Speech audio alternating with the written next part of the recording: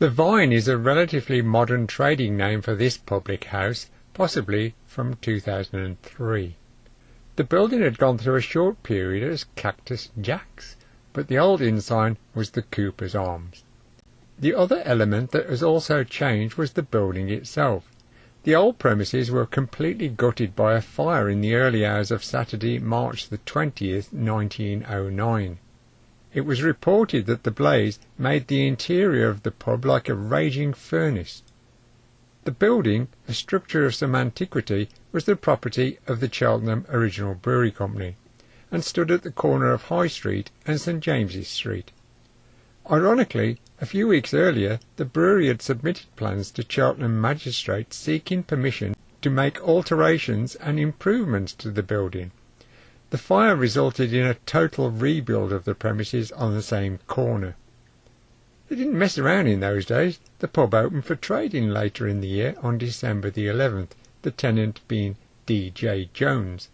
However, the census conducted during the following year recorded William Howell as publican. At the time of the fire, the tenant was George Speller, who lived on the premises with his family. Apparently it was the custom of the landlord to draw down the window blinds, for the windows were close to the pavement, and these remained down until the tap room was cleaned and swept the next morning. Consequently, pedestrians in the street could not see into the room, the result being that the fire was not spotted earlier. At 20 to 7 on the Saturday morning, P.C. Fluck passed the house and noticed nothing amiss. But about 10 minutes later, an alarm was raised that the house was on fire. Some men were at the scene, and they exerted themselves to arouse the sleeping inmates. Smashing in the window, it was soon ascertained that the counter was ablaze, and it is believed that the fire was originated by live cigarette ends having been dropped by customers before leaving the previous night and igniting the sawdust amid which they smouldered on the floor.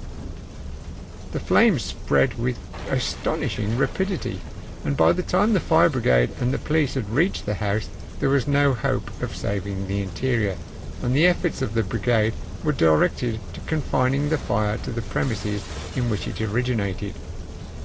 The woodwork in the bar fell easy prey to the flames, and owing to the intense heat, the bottles containing inflammable spirits quickly burst and added alcohol fuel to the fire.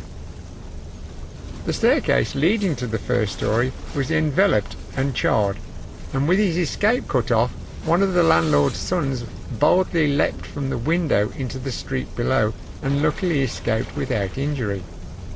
Another who escaped in night attire was caught by Fred Fry, a well-known footballer. George and Emma Speller, who also had to make their escape without their ordinary garments, were kindly supplied with clothing by Mr. and Mrs. Corbett. The couple would later run the Nelson Inn, another high street pub in Cheltenham.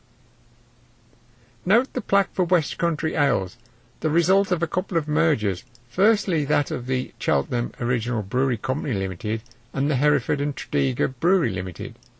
When this concern merged with the Stroud Brewery Company Limited in 1958, the trading name became the West Country Breweries Limited.